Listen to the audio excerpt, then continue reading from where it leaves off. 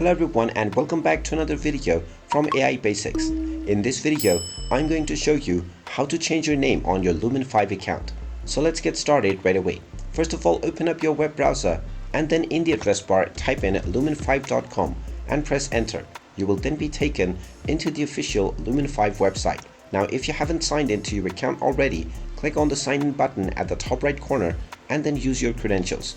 After logging in, you will be taken into your dashboard. Now from your dashboard, in order to change your name, click on your account icon at the top right corner and then click on account settings. Now from the account settings page, you will be able to find your profile information right at the first section.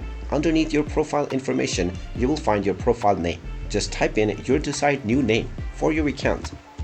And once you type in your desired name, your name will be changed immediately.